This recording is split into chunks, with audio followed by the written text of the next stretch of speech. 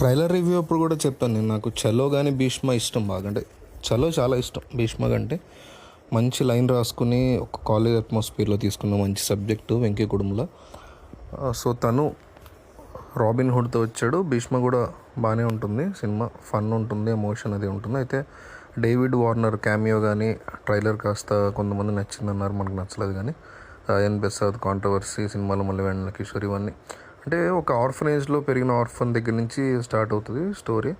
So తన orphanage support చేయడానికి robin hood అవతారం ఎత్తడం అనేది బేసిక్ కాన్సెప్ట్. అక్కడి నుంచి స్టోరీ ఎట్లా వెళ్ళింది, పెద్ద పెద్ద వాళ్ళని ఎట్లా దోచేస్తున్నాడు, దానికి రీజన్ అంటే కిక్ సినిమా టైప్లో ఆ లైన్ని తీసుకున్నారనుకోవచ్చు. కొత్త స్టోరీ అయితే ఏం కాదు.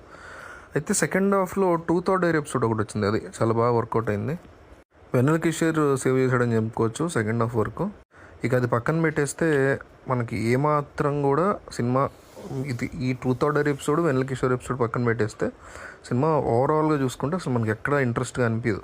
ఈ అదిదా సర్ప్రైజ్ స్టెప్ ఏదైతే కాంట్రవర్షియల్ అయిందో హుక్ స్టెప్, అది ఇండియా థియేటర్స్లో తీస్తారు. డేవిడ్ వార్నర్ క్యామియో బాగుంది, మంచిగా ప్లాన్ చేశాడు క్యామియో. కానీ డేవిడ్ వార్నర్ అంత పర్ఫెక్ట్గా యూజ్ చేసుకున్నాడు అని అనిపించలేదు. అండ్ మళ్ళీ క్లైమాక్స్ కాస్త బాగా డిజైన్ చేసుకున్నాడు, బాగా లేపాడు క్లైమాక్స్ వరకు. విలన్ విషయంలో ఎందుకో కన్ఫ్యూజన్ వస్తూ ఉంటుంది. ఏంది విలన్ గోలా అనే ఒక ఫీలింగ్ వస్తుంది.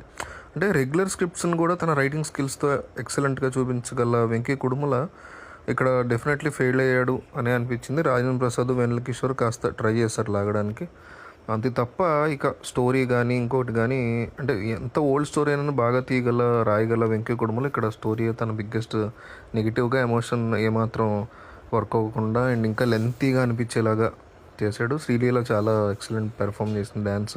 నితిన్ కూడా బాగా లావిష్గా పాష్గా కనిపించాడు. బ్యాక్గ్రౌండ్ స్కోర్ కూడా నచ్చింది నాకు. సాంగ్స్ ఓకే ఉన్నాయి.